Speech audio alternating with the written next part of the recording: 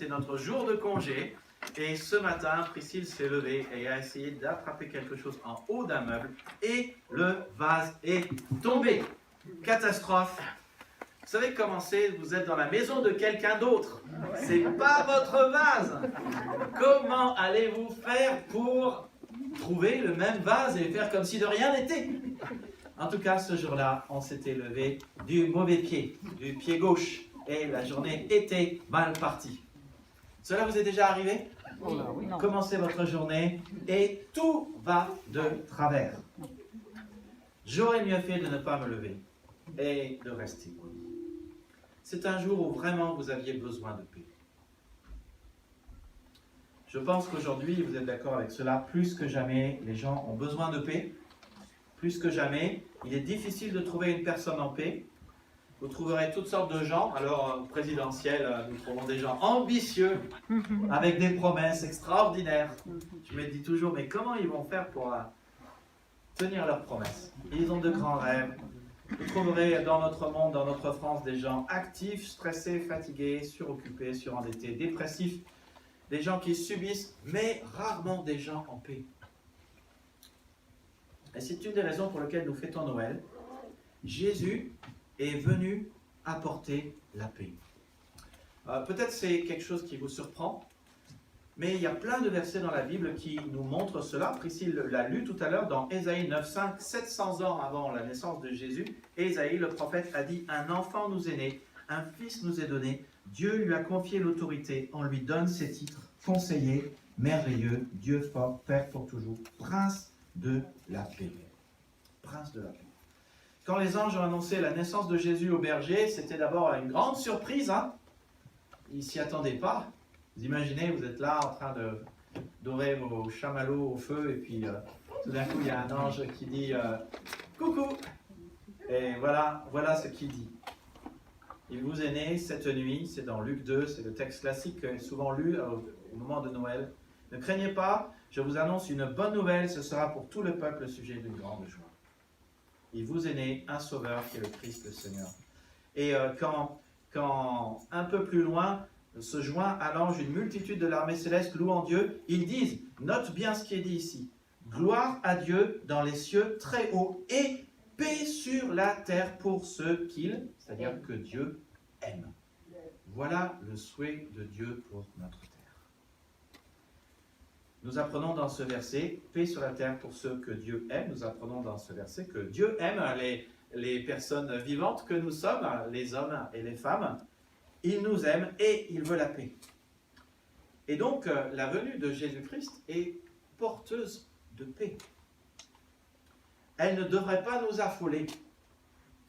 Alors, aujourd'hui, notre monde, la culture, nous dit « affole-toi pour trouver le bon cadeau ». Affole-toi pour faire la bonne fête de Noël. Les bergers étaient affolés devant l'ange qui arrive et qui les surprend pas derrière alors qu'ils sont en train de griller leur chamallow. Hein? Non, ils étaient affolés. Vraiment. Notre monde, aujourd'hui, encore une fois, est affolé devant la pandémie. Je vous avais dit, on est à Delta. Quelle sera la prochaine lettre du grec? Et les choses vont continuer, sans doute. Il y a un nombre exponentiel de nouveaux malades. Alors, je ne sais pas pour quelle raison tu es affolé, il y en a plein de bonnes raisons. Mais Jésus est venu nous apporter la paix. La parole de Dieu le dit plus loin dans Ephésiens 2,14, Christ est notre paix. Jésus lui-même l'a dit, c'est ma paix que je vous donne. Je ne vous la donne pas à la manière du monde, ne soyez pas inquiets, ne soyez pas effrayés. Et Jésus est parlé à ses disciples, c'était la nuit où Jésus allait être pris par les Romains, crucifié. Les disciples avaient toutes les raisons, humainement on les comprend, toutes les raisons de s'affoler, mais Jésus leur dit, ne soyez pas troublés, ne soyez pas affolés, calme, tranquille. Ce que je veux pour vous, c'est la paix. Et que ce soit à Noël, que ce soit pour plus tard, ce message de paix, vous le retrouvez partout dans la Bible. Nous pouvons être affolés, et peut-être vous l'êtes, mais Dieu nous dit dans ce texte, dans ces textes que nous avons vus, qu'il a une réserve de paix incroyable en réserve, en stock pour chacun de nous. Et il veut nous l'envoyer, nous l'offrir. Il nous l'a envoyé en Jésus-Christ, il nous l'offre.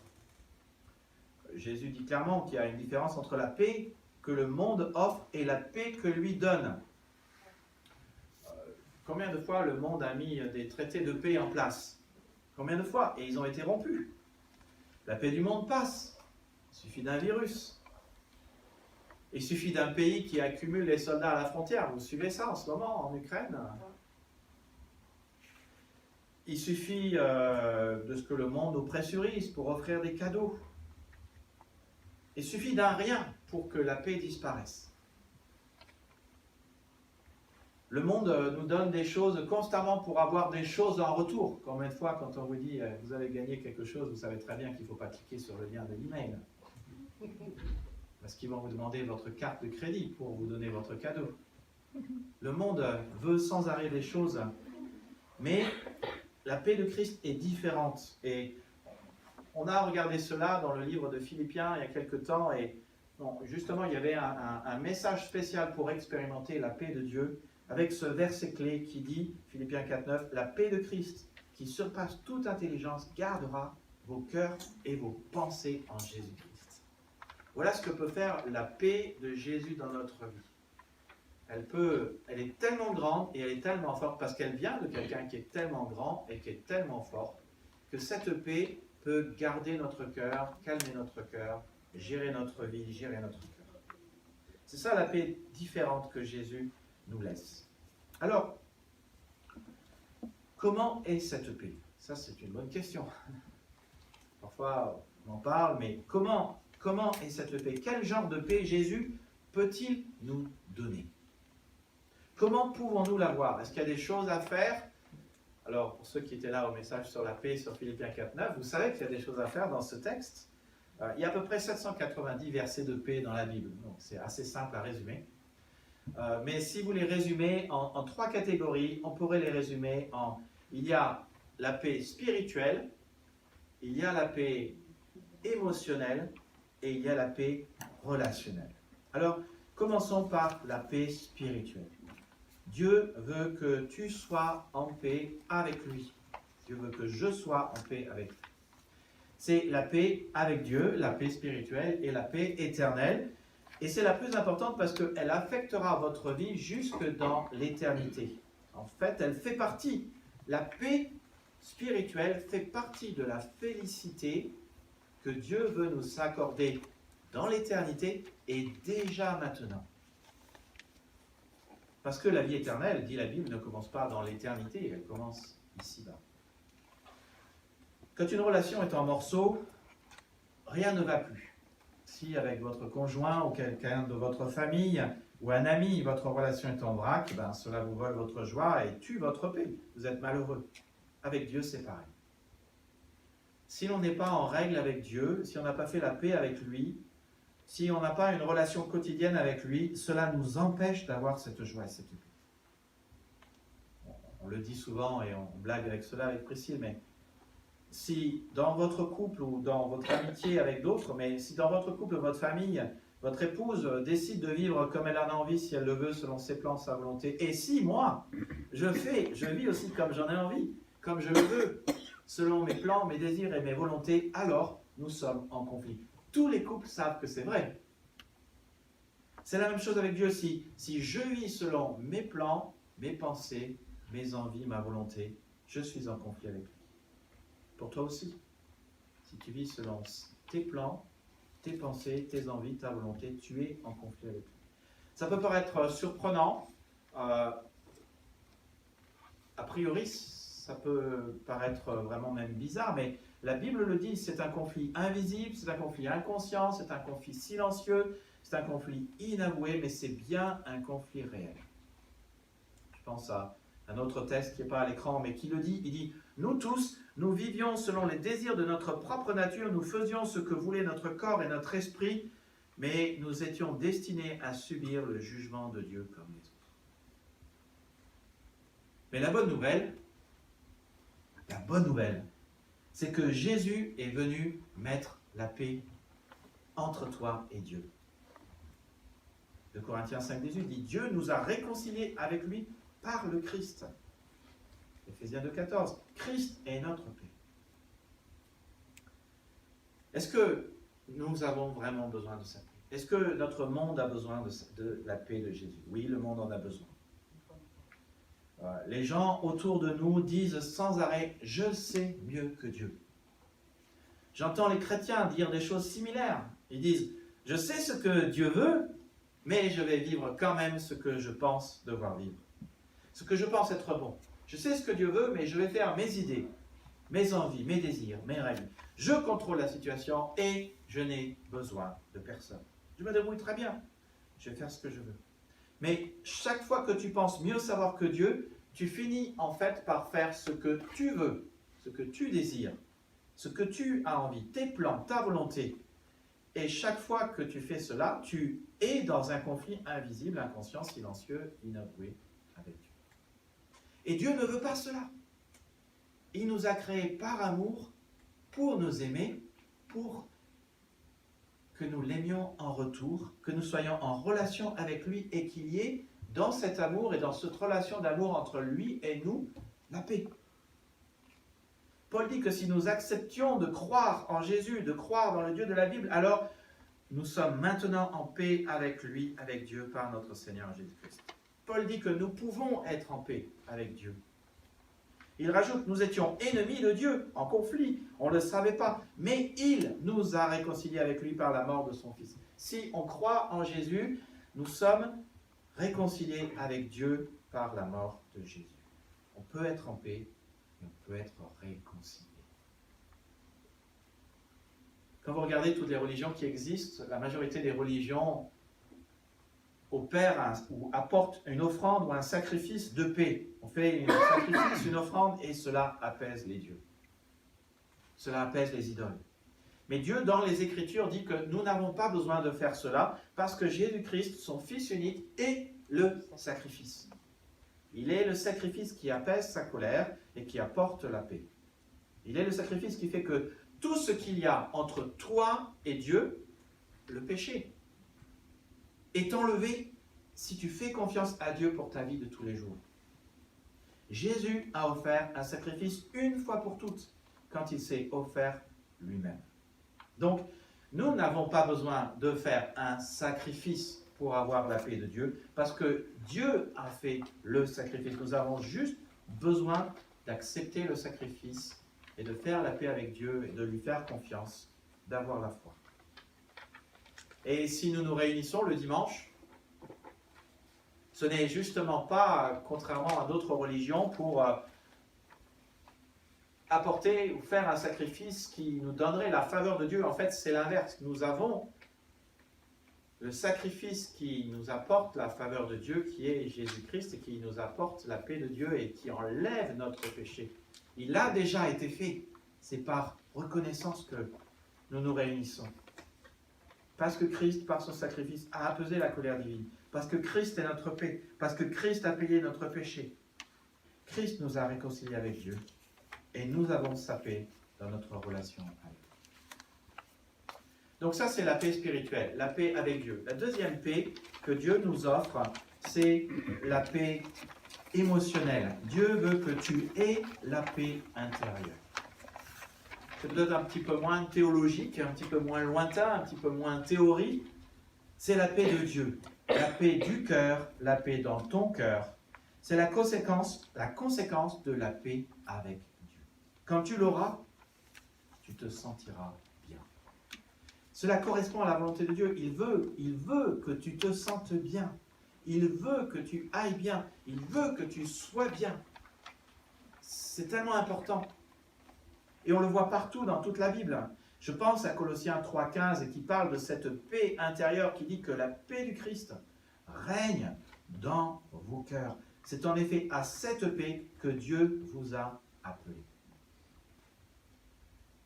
Une paix intérieure dans le cœur qui règne sur nos émotions, sur nous-mêmes. C'est une paix émotionnelle.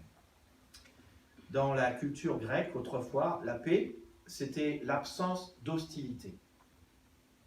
Si tu fais la paix avec Dieu, si tu lui fais confiance pour ta vie, alors le Christ à la croix a payé pour tes péchés. Si tu adhères à sa personne, alors tes péchés sont pardonnés. Tu n'es plus en guerre contre Dieu, mais tu as la paix. Alors, je me permets de faire un petit distinguo dans notre culture française, qui aujourd'hui, hélas, est une culture post-chrétienne. C'est bien la vérité. On parle de... On croit en Dieu. Oui, je crois en Dieu. Oui, mais croire en Dieu dans le grec, ça veut dire faire confiance et adhérer. Quand on a une relation de confiance avec quelqu'un, avec Priscille par exemple, je lui fais confiance et j'adhère à Priscille. Et l'inverse c'est vrai. C'est la même chose avec Jésus. Aujourd'hui, les gens disent je crois en Dieu, mais ça veut dire oui, je crois qu'il existe. Mais en fait, le fait de croire que Dieu existe ne nous donne pas la paix de Dieu et ne nous donne pas d'aller dans le paradis après la mort. C'est le fait vraiment de faire confiance à Jésus, de faire confiance au Dieu de la Bible et d'adhérer à Jésus qui fait. Ce n'est pas une question d'être protestant ou catholique, c'est pas ça la question. Non, c'est une question que croire, c'est faire confiance et c'est adhérer. Ça, c'est petit distinguo. Alors, j'ai parlé de la culture grecque, mais dans la culture hébraïque, la paix, c'est la plénitude. C'est le fait d'avoir tout ce qu'il faut. Lorsque Dieu dit à son peuple, « Je connais les projets que j'ai formés pour vous, dit l'Éternel, projet de paix et non de malheur, afin que vous ayez un avenir fait d'espérance », Dieu est en train de parler de cette plénitude qu'il a prévue pour son peuple et qu'il met à la disposition de tous ceux qui veulent faire partie de son peuple. Il veut remplir ta vie de sa plénitude et que tu aies tout ce qu'il faut. Ça inclut sa plénitude, son bonheur, son espérance, son amour, sa joie, sa sérénité, sa paix, et bien plus. On le voit partout dans les Saintes Écritures, que Dieu a en réserve une paix pour chacun de tes problèmes. Tu as un problème physique, Dieu a une paix physique pour toi. Je ne dis pas que tu seras forcément guéri ici-bas, mais ça peut arriver que tu sois guéri ici-bas. Tu as un problème de couple ou un problème familial, il y a une paix conjugale ou familiale en réserve. As-tu un problème d'addiction? Il y a une paix vis-à-vis des addictions. As-tu un problème de peur? Dieu a en réserve pour toi une paix et un antidote contre la peur. As-tu un problème d'argent? Dieu a une paix financière pour toi. Tu as un problème relationnel? Dieu a une paix relationnelle en réserve pour tes relations. Mais voici la clé. C'est que la clé de cette plénitude se trouve en Jésus-Christ. Toute la plénitude de la divinité habite en Jésus-Christ. Vous avez, dit Paul à l'église de Colosse, vous avez tout pleinement en lui. La paix, c'est la plénitude. Et la plénitude, c'est Jésus. Donc toute la question à se poser, c'est comment s'approprier cette plénitude? Comment avoir cette paix? En s'appropriant Jésus et en lui faisant toute la place. Si tu fais toute la place à celui qui est la plénitude, alors la plénitude va remplir cet endroit où il y a de la place. C'est aussi simple que cela.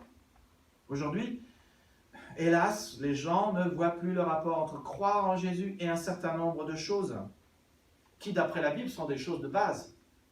D'après Dieu, dans sa parole, sont des choses de base. Ces dernières montrent si oui ou non tu lui fais toute la place. Et donc si oui ou non tu as sa plénitude et la paix qui va avec. Parce que, voilà, c'est bien notre foi qui sauve, mais quand nous avons la foi, il y a des œuvres qui suivent. Et si nous donnons toute la place à Jésus, qui est la plénitude, et en lui nous avons toute plénitude, alors si nous lui donnons toute la place, il y a des choses qui changent dans notre vie. De quoi est-ce que je parle? Je parle par exemple que croire en Jésus, la Bible dit clairement que c'est avoir une relation avec lui. Donc, la base, c'est la prière et l'écoute de sa parole. La base, c'est aussi de rejeter le mal et de faire le bien. Est-il nécessaire de le préciser? C'est tellement important. La Bible dit que dans les derniers temps, les hommes diront du mal que c'est bien et du bien que c'est mal. Déjà des choses qui se passent comme ça. La Bible, Dieu, dans sa parole, dit qu'à la base de notre relation avec lui et avec les autres, ça devrait être l'amour du prochain. Faut-il le rappeler et le redire? Pourquoi parfois les églises sont plus connues pour les positions contre lesquelles ils sont que les positions pour lesquelles ils sont?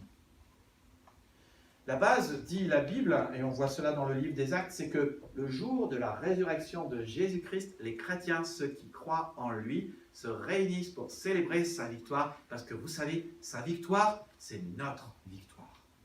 Victoire sur la mort. Et je pourrais continuer. Et vous savez, le problème n'est pas que, bon, c'est une réflexion interne à notre Église, le problème, c'est pas que le culte a lieu le dimanche après-midi ou le dimanche matin. Alors je sais que certains disent, non, mais il faut qu'on soit le dimanche matin, et si on était le dimanche matin, ça serait mieux. Mes amis, l'Église n'a jamais été un bâtiment, et l'Église n'a jamais été un créneau horaire. La Bible dit que l'Église, c'est chaque personne qui adhère à Jésus. Ça, c'est les pierres vivantes. Ce n'est pas une question de dénomination religieuse, protestant unis, baptiste, évangélique, pentecôtiste, catholique. Ce n'est pas ça la question. La vraie question, c'est ceux qui suivent le Christ sont des pierres vivantes et constituent l'Église et se réunissent pour louer et adorer et célébrer et exprimer leur amour envers Dieu le dimanche, parce que le dimanche, c'est le jour de la victoire. Et parfois, j'ai des échanges avec des gens qui nous soutiennent et prient pour nous. Et j'ai eu un échange cette semaine qui me disait, mais l'Église, ce sont des pierres vivantes. Je dis, Amen. Mes amis, la véritable Église en France ne grandira que si les gens choisissent d'adhérer à celui qui donne leur vie, celui d'adhérer à Jésus qui a donné sa vie pour nous, et si nous sommes prêts à accepter non pas nos définitions des choses, mais sa définition des choses. Que si nous adhérons à lui, nous croyons en lui, nous sommes des pierres vivantes. Et l'Église ne grandira que quand les chrétiens comprendront cela. La paix intérieure vient quand vous faites toute la place au Christ. C'est alors qu'il vous habite pleinement et que vous expérimentez sa paix. Et vous savez qu'il a toute la place quand vous lui faites confiance. Et vous savez que vous lui faites confiance quand vous faites ce qu'il dit dans sa parole. Jésus a dit, vous m'aimez? Très bien. Alors obéissez à mes commandements. Nous devons hélas reconnaître, je pense que vous seriez d'accord avec moi, que nos vies sont parfois pleines d'autre chose que de Jésus-Christ. Elles sont pleines de télé, de Facebook, de distractions, de Netflix, de notre ego. Elles sont pleines de nos redéfinitions du bien et du mal. Elles sont pleines de nos envies, elles sont pleines de nos mensonges. Elles sont pleines des mensonges que la société a mis en nous et que nous répétons. Elles sont pleines de nos fatigues, de nos ambitions, elles sont pleines de nos peurs. Elles sont pleines de nos relations brisées, de tourments, de déprimes, d'anxiété. La vérité, c'est qu'elles sont pleines parfois de rancœur. Oui Seigneur, pardonne-nous nos péchés comme nous pardonnons aussi. Mais ne me parle pas d'Arthur. Tu vois, c'est ça le truc. Parce que je prie la théorie, mais dans la pratique, elles sont pleines de plein de choses. D'anxiété, de déprime, de tourments, de rancœur, mais pas de Christ. Et il en résulte que parfois nous sommes malheureux, que parfois la paix de Christ n'est simplement pas là. Comment changer cela? Comment? Oh, la Bible dit, il y a une chose à faire, en changeant d'avis. Changer d'avis, ça veut dire se repentir. En disant, Père Céleste, je me suis trompé. Tu dis que la plénitude est en Jésus?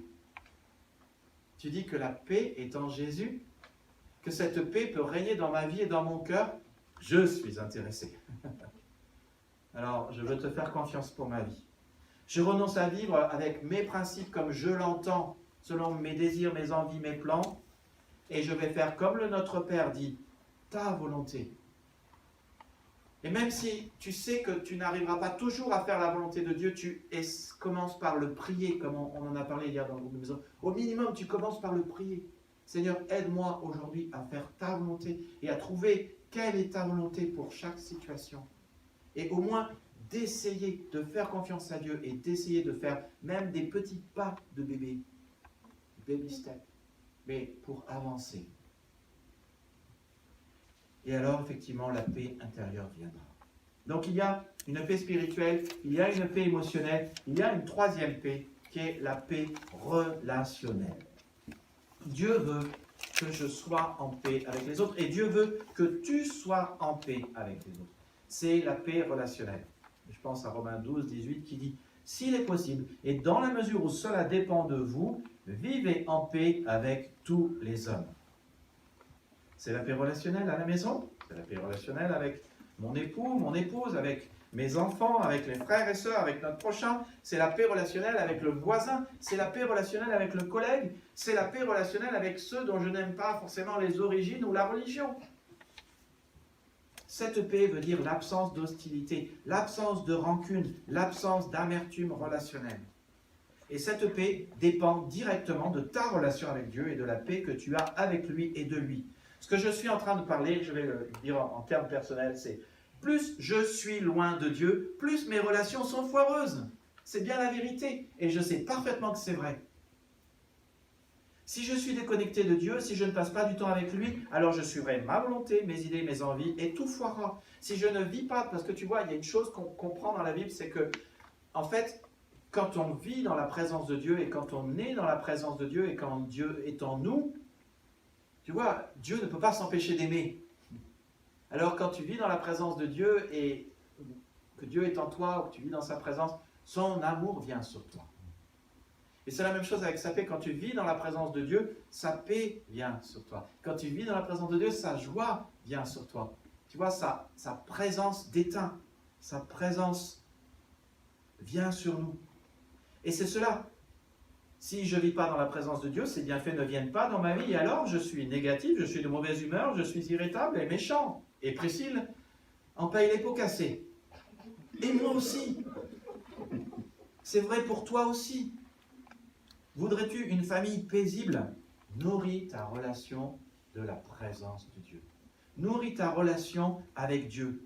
Croissez dans la connaissance et la grâce de notre Seigneur Jésus-Christ. Lis la Bible. Parle à Jésus. Apprends à connaître Jésus. Dieu a dit, par sa mort sur la croix, le Christ les a réunis. Et là, quand il est question de les a réunis, c'est les juifs et les non-juifs en un seul corps. Et il les a réconciliés avec Dieu par la croix et il a détruit la haine. Tu vois, la première chose qui unit les croyants, même d'origine différente, c'est la paix avec Dieu. Et la paix avec Dieu, finalement, détruit la haine. Une deuxième chose qui est moins dite, c'est que la paix de Dieu, dans les cœurs des croyants d'une église, fait l'unité d'une église.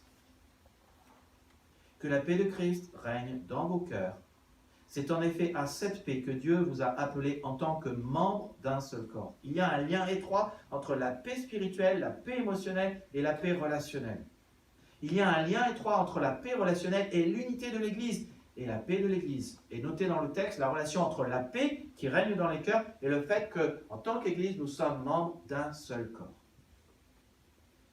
Et moi, j'aimerais dire que quand une Église n'est plus unie, et ça arrive parfois que les églises ont des problèmes d'unité. Vous savez, le vrai problème de fond, c'est qu'ils ils auraient besoin de se mettre à genoux et de se souvenir à quel point ils ont été pardonnés de tous leurs péchés. Faites qu'ils fassent alors la liste de tous leurs péchés et qu'ils se souviennent que leurs péchés ont été pardonnés et qu'ils ont cette paix avec Dieu et que donc ils peuvent avoir la paix de Dieu. Vous voyez le fameux Arthur qu'on ne veut pas pardonner? Le truc, c'est quand on commence à se souvenir à quel point nous avons été pardonnés, nous nous rendons compte que le péché de l'autre qui doit être pardonné n'est en fait pas grand-chose. C'est le cas pour moi.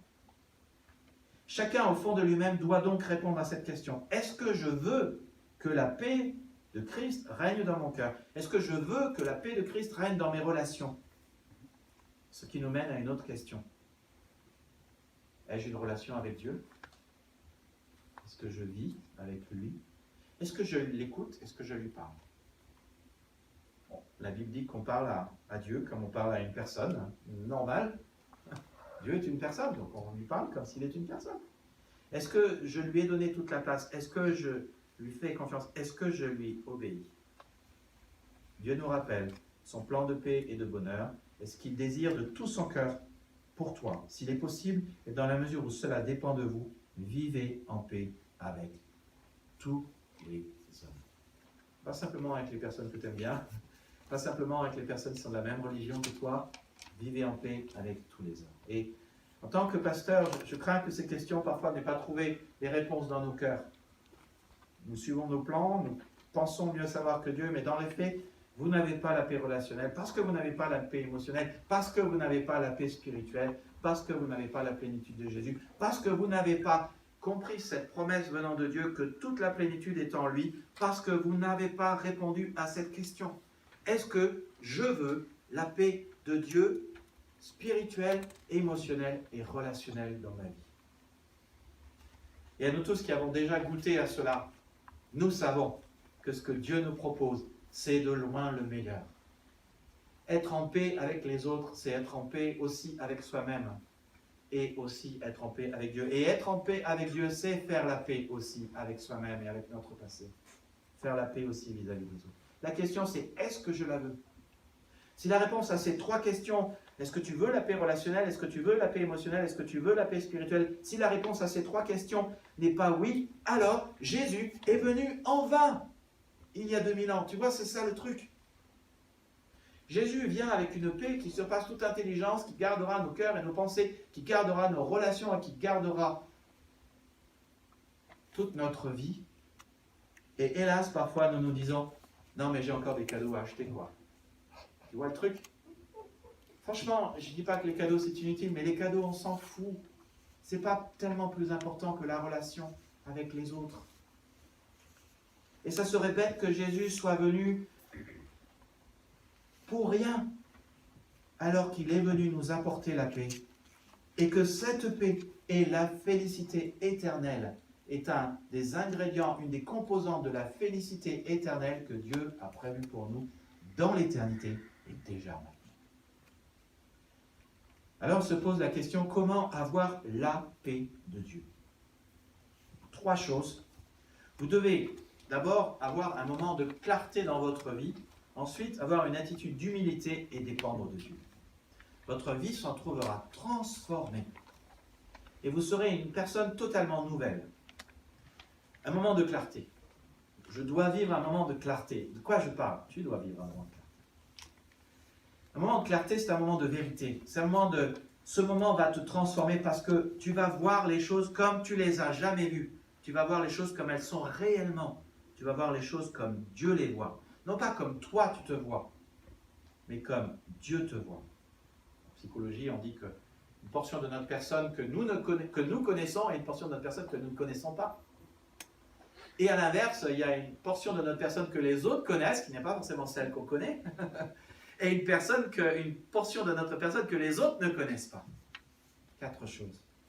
Le moment de clarté, c'est justement un moment où on a une vue plus véridique sur notre personne qui nous permet de prendre les bonnes décisions. À Noël, c'est arrivé à plein de gens. Marie l'a expérimenté à l'Annonciation par l'ange. Il lui a dit, mais ton fils qui va naître, ça va être par la vertu du Saint-Esprit et il sera roi et régnera éternellement.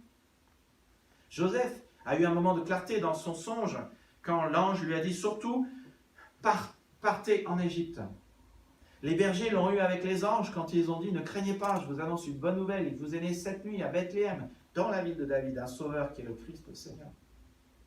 L'apôtre Jean l'a eu lorsque l'Apocalypse lui a été révélé. Les mages l'ont vu en voyant cette étoile dans le ciel. Chacun a pu voir les choses comme elles étaient vraiment parce que Dieu leur a donné de le voir.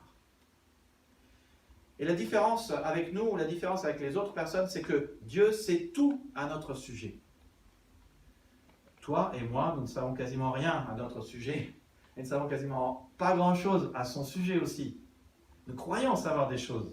Nous croyons nous connaître. Mais Dieu en sait bien plus. Et il a un point de vue bien plus juste que nous-mêmes. C'est pour cela que nous avons besoin d'y voir clair et que nous avons besoin de lui.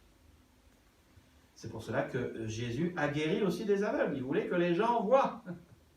Je pense à ce verset dans Éphésiens où Paul dit que Dieu ouvre vos yeux à sa lumière, afin que vous compreniez à quelle espérance il vous a appelé, quelle est la richesse et la splendeur des biens destinés à ceux qui lui appartiennent, et quelle est la puissance extraordinaire dont il dispose pour nous les croyants. Lorsque vous avez la clarté, la lumière de Dieu, vous arrêtez de tenir les autres responsables de votre malheur parce que vous réalisez que en le Dieu de la Bible, il y a une espérance, c'est écrit dans ce verset, il y a une espérance, il y a une richesse et la splendeur de biens et il y a une puissance extraordinaire pour nous. Si bien que ça peut transformer notre vie. Et vous vous rendez compte que peut-être que le problème, vous savez, c'est comme la nuit chez moi quand j'ai dit à Priscille, tu ronfles. La pauvre, elle en prend beaucoup aujourd'hui. Hein. Mais le truc, c'est que quand je l'entends ronfler, c'est souvent parce que j'ai pris un café à 14h. Et tu vois, c'est peut-être pas Priscille le problème, c'est peut-être le café que j'ai pris. Et c'est ça ce qui se passe parfois, nous croyons que c'est les autres le problème, alors qu'en fait, c'est peut-être plus complexe que cela. Et c'est pour ça qu'on a besoin que Dieu nous éclaire. Jésus a dit aussi, Luc 11:35, « Prends garde que la lumière qui est en toi ne soit pas obscurité. » De quoi parle Jésus ici? Il parle de cette capacité incroyable que nous avons tous de nous tromper nous-mêmes. C'est vrai, nous nous mentons. Nous le faisons constamment. Vous dites que les choses sont pires que ce qu'elles sont vraiment ou qu'elles sont bien meilleures que ce qu'elles sont vraiment, mais vous dites rarement ce qu'elles sont vraiment. Constamment, vous vous dites, c'est ok, je fais juste cela une fois, ce n'est pas vraiment mon problème, je gère, tout le monde le fait. Il faut bien que j'ai ce dont j'ai besoin. Je pourrais vous donner des centaines d'exemples que j'entends constamment de déni et de mensonges. Mais vraiment, ce qui est dit ne correspond souvent pas à la réalité. Et tant que nous n'avons pas ce moment de clarté, tant que nous ne voyons pas la vérité, quand nous ne voyons pas les choses comme elles sont vraiment, et comme Dieu les voit, eh bien, vous ne pouvez pas choisir en connaissance de cause. Vous ne pouvez pas choisir. Si vous ne voyez pas réellement, vous ne pouvez pas choisir le bien ou le mal. Vous pensez que le stress que vous avez, l'anxiété qui va avec, les peurs, les fatigues, les tensions sont normales et que tout le monde peut-être a cela. Peut-être. Mais ce n'est pas parce que tout le monde les a qu'elles correspondent à la normalité que Dieu a prévu pour vous. Tu vis dans la peur du Covid, Dieu en réserve pour toi sa paix. Arrête de te laisser dominer par la peur. Laisse la paix de Dieu régner dans ton cœur. La racine de notre manque de paix réside simplement de ce que nous croyons souvent mieux savoir que Dieu. Et nous nous disons, je fais les choses à ma manière et comme ça marchera. Ou nous nous disons, si je pouvais faire les choses à ma manière, les choses marcheraient. Mais Dieu répond, si seulement tu faisais attention à mes commandements, ta paix coulerait comme une rivière. Ce n'est pas la même chose. Dieu dit, tu veux faire les choses à ta manière, mais si tu les faisais à ma manière, tu aurais ma paix.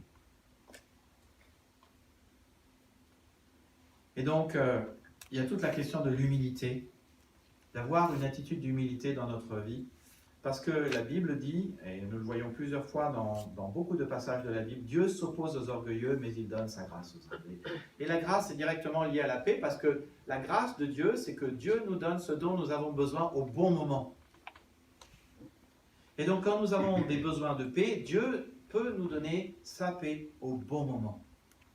La grâce de Dieu, ce n'est pas que Dieu nous donne quelque chose parce que nous le méritons, mais parce que nous en avons besoin et qu'il est bon.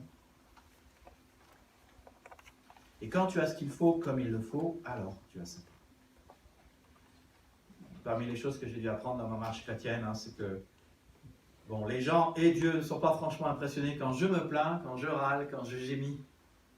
En revanche, lorsque je dis là-dessus, désolé, Seigneur, j'ai besoin de ta force, de ton énergie, de ta sagesse, de ton amour, à chaque fois, il m'a aidé. Et à chaque fois, il m'a donné sa paix. Comment être humble et comment être sûr d'avoir la grâce de Dieu et comment être sûr d'avoir la paix de Dieu? En arrêtant de dire « je sais faire ». L'orgueilleux dit « je sais faire », sans arrêt. En arrêtant de dire « je sais mieux », en arrêtant de dire « je gère, je n'ai besoin de personne », en reconnaissant que tu n'es pas Dieu et qu'il n'y a que lui qui l'est, et en t'attendant à lui. C'est le meilleur antidote contre le stress. Si tu es dans le stress, il faut juste apprendre cette phrase. Dieu est Dieu et je ne le suis pas. Et c'est très bien comme ça. Et de répéter ça 3 fois. Lui, il l'est, moi je ne le suis pas. Une autre manière d'être humble, c'est de cultiver l'humilité chaque jour. Comment? En faisant comme Ésaïe le dit au chapitre 26, 12, « Seigneur, tu nous donnes l'essentiel car c'est toi qui as mené à bien pour nous tout ce que nous avons entrepris. » Tu dis à Dieu, « Seigneur, je ne serais pas là où je suis aujourd'hui si ce n'était pas grâce à toi. Je ne pourrais pas respirer si tu ne m'avais pas donné le souffle de vie. Je ne vivrais pas si tu n'avais pas donné le mouvement de mon cœur. Je ne serais pas ce que je suis si ce n'est pas par l'amour que tu as pour moi. » Et peut-être que vous traversez des choses difficiles en ce Noël, mais prenez le temps de vous arrêter. Prenez le temps de dire simplement, de faire une pause. Et de vivre cette émotion la plus positive qu'il soit, qui s'appelle la reconnaissance, et de dire au Seigneur, « Seigneur, je ne serais pas là si ce n'était pas grâce à toi. » Et vous verrez que ça vous donnera sa paix. Dieu veut que vous expérimentiez sa paix, mais repassez en votre cœur tout ce qu'il vous a donné. Alors certes, c'est vrai, certains d'entre nous sommes cassés et brisés par les situations de vie. Parfois, il y a de la rancœur tellement forte dans certaines familles, de l'amertume. Je pense à quelqu'un très proche de nous qui, il y a 3 semaines, a perdu son mari. On est cassé et brisé parce que le péché nous casse et nous brise, et parce que nous sommes imparfaits, mais Dieu nous fait cette promesse. Le Seigneur est proche de ceux qui ont le cœur brisé et il sauve ceux qui ont l'esprit battu. Même si vous êtes cassé, vous pouvez aussi venir à lui dans une attitude d'humilité en lui disant « Seigneur, il y a beaucoup de choses que j'ai, mais j'aurai encore besoin de cela. Je ne suis pas Dieu, toi tu l'es, et c'est la bonne nouvelle. Voudrais-tu, s'il te plaît, pourvoir à mes besoins? Ne vous inquiétez de rien. Mais en toutes circonstances, demandez à Dieu dans la prière ce dont vous avez besoin et faites-le avec un cœur reconnaissant. Faites-le dans une attitude de reconnaissance, faites-le dans une attitude d'humilité, mais faites-lui parvenir vos besoins. Et la paix de Dieu, qui surpasse toute intelligence, gardera vos cœurs et vos pensées avec Jésus-Christ. Donc vous faites l'expérience de la clarté, vous cultivez une attitude d'humilité et vous décidez de dépendre de Dieu. Je dois m'attendre à ce que Jésus m'aide. Tu dois t'attendre à ce que Jésus t'aide. Tu dois t'attendre à ce que Jésus vienne à ton secours. Et tu vois, c'est là l'utilité de la foi qui est confiance. Si la foi, c'était simplement de croire que Jésus existe, il ne se passerait rien dans ta vie. Mais justement, la foi, c'est de faire confiance à Jésus, que Jésus est vivant, il est ressuscité. Il y a plus de 500 témoins qui l'ont vu après sa résurrection. Il est vivant, il est sur le trône, il intercède pour nous. Et quand on prie notre Père, parce que Jésus intercède pour nous, il se passe des choses. Et Jésus dit clairement, il vous sera fait selon votre foi. Il vous sera fait selon votre confiance, selon l'adhésion que vous avez à ma personne. Mais il faut que vous vous attendiez à ce que je fasse des choses pour vous. Si vous me priez et vous ne croyez pas quand vous dites le Notre Père que Dieu parle, vous serez autant surpris que nos jeunes tout à l'heure.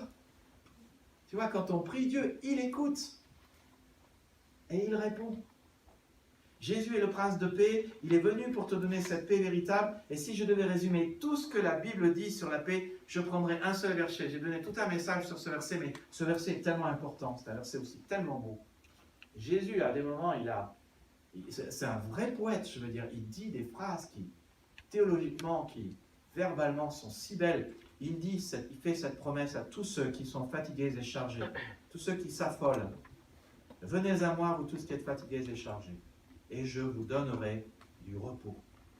Prenez mon joug sur vous et recevez mes instructions, car je suis doux et humble de cœur, et vous trouverez du repos pour vos âmes. Note que Jésus parle de repos, donc de paix. Et il ne parle pas que de repos physique, il parle du repos de ton âme. Donc il parle de paix émotionnelle, de paix pour ton cœur. Le monde nous dit sans cesse qu'il y a plein de solutions au manque de paix. Première chose que notre monde dira, c'est « tu manques de paix, pars, échappe-toi aux Antilles, ou échappe-toi dans un coin perdu, et là tu trouveras le repos ». Mais le problème, c'est que quand tu pars pour t'échapper, tu pars avec le manque de paix entre tes deux oreilles, le manque de paix dans ton cœur, et ils viennent avec toi. C'est ça le problème. Tu pars avec. Le monde dit, tu as un problème de paix, ton cœur est vide, achète plein de cadeaux. Ça va résoudre ton problème. Avoir plus. Et pour avoir plus, travaille plus. Et le problème, c'est que plus ne conduit pas à de la paix et du repos. Le monde dit, va avoir un psy. Et on n'a rien contre les psys. Moi, je crois que pour faire la paix avec soi-même, il faut d'abord faire la paix avec Dieu. Quand Dieu nous a pardonné, alors nous pouvons nous pardonner nous-mêmes. Mais l'antidote contre le stress, d'après Jésus-Christ, et ces versets de Matthieu 11, 28 et 29, ce n'est pas un plan, ce n'est pas un programme, ce n'est pas une pilule, c'est une personne. C'est le prince de paix. Et il y a 3 choses à faire, simples, sur la base de ce verset. Et je me permets de les souligner parce qu'elles sont importantes, c'est la fin du message. La première chose qu'il dit, c'est « viens à moi ». Quand tu viens dans la présence de Dieu, et Jésus est Dieu, tu bénéficies tout de suite de ses bienfaits. Tes pseudo-vérités s'évanouissent, ta panique est échangée par sa paix, tes soucis contre la reconnaissance, tes craintes contre la foi, ton anxiété contre sa tranquillité, il n'y a qu'une chose à faire. Viens à lui. Et comment est-ce qu'on vient à Jésus? Dans la prière, on vient à Jésus. Dans la lecture de la parole de Dieu, la Bible, les Saintes Écritures, on vient dans la présence de la parole du Verbe. Le dimanche au culte, on vient dans la présence de Jésus. Dit la Bible, là où 2 ou 3 sont réunis, je suis au milieu d'eux. Dans un groupe de maison, on vient dans la présence de Jésus. Viens à lui tel que tu es. Ce n'est pas McDo qui a inventé ça. C'est Jésus qui l'a dit. Ensuite, connecte-toi à moi, dit Jésus. Où est-ce qu'on le voit dans le verset? Mais il dit, prenez mon joug sur vous. C'est le sens de prendre le joug de Jésus. Le joug, c'était une pièce de bois qui unissait 2 animaux et les connectait. Cela pose le principe fondamental de ta relation avec le Christ et d'une connexion volontaire que tu choisis. J'espère. C'est une connexion et une relation stratégique. Elle t'apportera la paix si tu la choisis. La paix spirituelle, émotionnelle, relationnelle, parce que ta paix vient de ta relation avec Jésus. Si tu choisis de te connecter et d'avoir une relation régulière avec Jésus, tu prends son joug. Le joug permettait également à l'agriculteur de diriger la charrue. Et quand Jésus parle de son joug, ça veut dire que tu ne vis plus selon tes envies, tes désirs. Ce qui ne veut pas dire que Jésus n'est pas sensible aussi à tes envies et tes désirs, mais tu ne vis pas selon tes envies et tes désirs. Tu vis selon la direction qu'il décide pour ta vie. Tu vis selon sa volonté, selon ses commandements. Et ses commandements sont bons. Tu vis en faisant ce qu'il veut. Et puis ça pose aussi la notion de ce qu'il prend tes fardeaux. Il prend ce qui te charge, ce qui est lourd, ce qui t'inquiète. Et il dit, si tu prends mon joug est léger. Tu vois, son joug n'est pas lourd. En fait, la Bible nous montre clairement qu'à la croix, Jésus est venu et il a pris notre fardeau le plus lourd que nous ayons jamais eu, qui s'appelle notre péché. Mais le joug de Jésus n'est pas dur, il n'est pas lourd, il est léger. Et donc Jésus prend notre fardeau, il prend notre péché, il prend ce qui te charge, il prend ton manque de paix et il s'en occupe. Mais il faut accepter de lui faire confiance. Accepter d'avoir cette relation avec lui et de former équipe, comme il nous le dit, cette pièce de joug, mettez 2 animaux ensemble, qui tiraient ensemble dans le même sens. Il faut accepter de faire confiance à l'autre qui s'appelle Jésus. Et puis la troisième chose que Jésus dit dans ce texte, qui est assez simple, c'est « laisse-moi te changer ». Jésus dit « reçois mes instructions ». Cela veut dire « accepte mes commandements ». Et surtout, instruction veut dire enseignement dans le grec. Mes instructions. Cela implique d'accepter, donc d'apprendre. Et quand on apprend, on change. La chose simple à faire ici, c'est d'écouter Jésus et de lui faire confiance pour ta vie.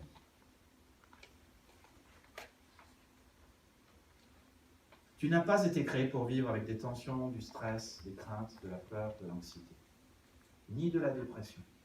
Tu as été créé pour avoir une vie meilleure, une vie abondante et une paix qui surpasse toute intelligence et qui garde ton cœur. Le prince de paix est venu te donner sa paix. La question, c'est la voudrais-tu? Je vais faire une prière pour que tu puisses avoir cette paix. Est-ce que ça t'intéresse d'avoir une paix émotionnelle, spirituelle, relationnelle? Si tu veux avoir la paix avec Dieu, de Dieu et dans ton cœur, je peux t'inviter à prier. Tu peux simplement répéter ces phrases simples dans le secret et le silence de ton cœur. Seigneur Jésus-Christ, tu m'as dit de venir à toi si je suis sans paix, fatigué ou chargé. Alors je viens à toi. Oui, j'aimerais cette relation avec toi. Merci de ce que tu m'offres de porter mon fardeau. Je te donne, Seigneur, la permission de me changer. Je veux te faire confiance et je veux adhérer à ta personne.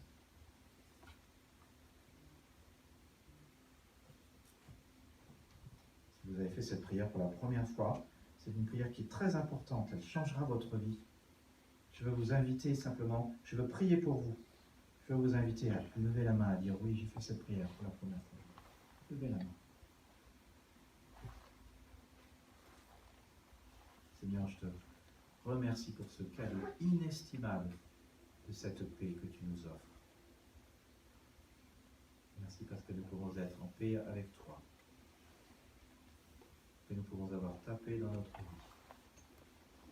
Que nous pouvons avoir ta paix dans nos relations. Dans ce monde qui est complètement affolé, Seigneur, dans ce monde apeuré, tétanisé par la peur du Covid. C'est un cadeau, Seigneur, inestimable. Merci, Seigneur, pour ces mains qui ont été levées. Seigneur, tu nous dis dans ta parole que celui qui choisit de te faire confiance a la vie éternelle et la vie abondante. Donc alors, il est important de nourrir sa relation avec toi, en lisant la Bible, en te priant, en te parlant comme si on parlait à un ami. Qu'il est important de rejoindre un groupe de croyants qui croient vraiment en toi, qui adhèrent vraiment à ta personne, qui te font confiance, qui adhèrent à toi et qui te suivent. Seigneur, je te prie pour ces 5-6 mains levées, afin que chacun puisse faire cela. Prions, Seigneur, je veux te prier pour chacun qui est venu aujourd'hui, pour qu'il puisse vraiment avoir la paix dans ses relations, particulièrement en ce temps de Noël. La paix dans son cœur. La paix avec toi. Seigneur, nous te prions pour notre Église, que ta paix nous unisse tous, que nous n'ayons aucune rancune, manque de pardon. Nous te prions, Seigneur, pour toutes les églises chrétiennes, catholiques, protestantes, évangéliques, pentecôtistes, qu'elles expérimentent et vivent ta paix. Nous te prions, Seigneur, pour la France, pour ta paix, pour cette France meurtrie par le Covid, par les morts, mais aussi meurtrie par la peur. Nous te prions pour ta paix alors que les présidentielles arrivent, afin que les débats soient paisibles. Prions, Seigneur, pour ta paix dans ce monde. Nous qui sommes le peuple français, qui vivons en France, Seigneur, nous ne voulons pas, nous avons connu la première et la deuxième guerre mondiale, et la guerre de 1870. Il y a eu tant de guerres les siècles derniers qui ont été tellement dures, qui ont tellement meurtri nos familles. Nous ne voulons plus, Seigneur, de cela. Prions, Seigneur, pour la paix mondiale. Et particulièrement, Seigneur, aussi que nous soyons des artisans de paix. Que nous puissions apporter ton amour et ta paix. Et vivre chaque jour dans ta paix. Non pas en vivant selon nos plans, mais selon tes plans. Pas notre volonté, mais ta volonté. Sachant que nos besoins seront aussi pourvus, parce que tu l'as dit. Dieu s'oppose aux orgueilleux, mais il fait grâce aux humbles. Et tu nous donneras ce dont nous avons besoin. Te louons, Seigneur.